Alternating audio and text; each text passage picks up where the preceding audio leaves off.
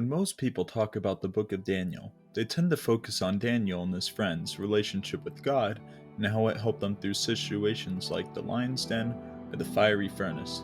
However, God didn't just interact in the lives of Daniel and his friends, but he also pursued another prominent character in this book, King Nebuchadnezzar. The first half of Daniel tells the beautiful story of how God pursued King Nebuchadnezzar.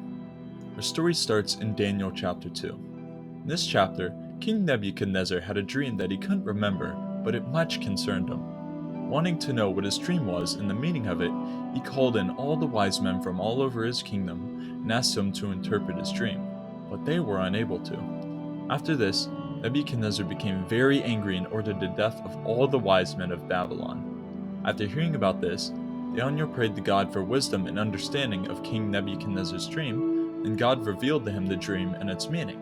The next day, Daniel went to King Nebuchadnezzar and, giving all the credit to God, revealed to him his dream. In short, there was a statue that he had dreamed about that represented the most powerful kingdoms on earth, with Babylon being the head of gold. Eventually, after all the other kingdoms rose and fell, God would come back and set up an everlasting kingdom, shattering the other ones to pieces. After telling the king his dream and explaining it to him, Daniel 2:46-47 says, "Then King Nebuchadnezzar threw himself down before Daniel and worshipped him, and he commanded his people to offer sacrifices and burn sweet incense before him. The king said to Daniel, 'Truly, your God is the greatest of gods, the Lord over kings, a revealer of mysteries, for you have been able to reveal this secret.'" God used Daniel in his humbleness and wisdom to help reveal himself to King Nebuchadnezzar. King Nebuchadnezzar immediately recognized that Daniel's God was powerful, but we can see that he misunderstood God, as he bowed down and worshipped Daniel instead of God, and he also didn't think that God was above him. In the next chapter, King Nebuchadnezzar built a gold statue in an act of defiance to show that his kingdom would last forever, and commanded everyone to bow down to it. However, there were three men that refused to bow down, and these men were Shadrach, Meshach, and Abednego, Daniel's close friends. After hearing of their disobedience, the king flew into a rage and summoned them before him. He told them that if they wouldn't bow down, that they would be thrown into the furnace, and he also said that not even God could save them from him. King Nebuchadnezzar had forgotten what he had learned about God and even challenged God's character, as he believed that he was above God. In response, they said to the king that they believed that God would save them, but even if he didn't, they told him that they would never bow down. King Nebuchadnezzar got so angry that he ordered the furnace be heated 7 times what it normally was and threw them into the furnace. However, they didn't burn. God protected them and even sent his angel down to be with them in the furnace. After seeing this, King Nebuchadnezzar said, "Shadrach, Meshach, Abednego, servants of the Most High God, come out, come here." After they came out of the fire, everyone observed that they were unharmed and didn't even smell of smoke. Then Nebuchadnezzar said, "Praise to the God of Shadrach, Meshach, and Abednego. He sent his angel to rescue his servants who trusted in him. They defied the king's command and were willing to die rather than to serve or worship any god except for their own God.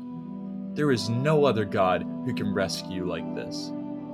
God again used his servants to demonstrate to King Nebuchadnezzar that he was the Most High God, and King Nebuchadnezzar recognized this. However, he had not submitted himself to God yet. Chapter 4 starts differently than the other chapters, as it is a letter written by King Nebuchadnezzar praising God and wanting to share what he had done for him. Immediately, we can see a change in the king's character, and we know that something great had happened. He then tells the story of how he had another dream that disturbed him about a fruitful tree that got cut down. He called upon Daniel, whom, with God's help, explained the meaning of the dream. In short, he explained that if Nebuchadnezzar didn't turn from his sinful ways, God would turn him into a beast for 7 years until he realized that God was the true ruler of all the kingdoms of the world, including his. God had been trying to tell the king this all along, from his first dream about God's kingdom destroying the kingdoms of the world and ruling forever, to God rescuing his servants from the hands of the king, the most powerful man in the world. It seems that he heeded God's warning for around a year, but one day, as he was overlooking Babylon, his pride got the best of him, and he told himself about how great he was. In that moment, his mind was taken from him and he was made like a cow. However, as God promised, 7 years later, his mind returned to him. When his mind had returned, he humbled himself and praised God for what he had done. His kingdom was returned to him, and he received more honor than ever before. He closes this chapter by saying, "Now I, Nebuchadnezzar, praise and glorify and honor the King of heaven. All his acts are just and true, and he is able to humble the proud." King Nebuchadnezzar had realized how powerful God was, and finally realized that God was over him. Once he submitted to God, God was able to restore his kingdom to him and give him greater honor than ever before. God is pursuing you. Have you listened? Have you fully surrendered your life to God? Do you demonstrate God in your everyday lifestyle just like Daniel and his friends did? How can God use you to be a witness for him? Once we surrender our lives to God, he will be able to better our lives beyond anything that we can do ourselves and use us in whatever way he knows is best. I hope you guys enjoyed and have a wonderful day. God bless.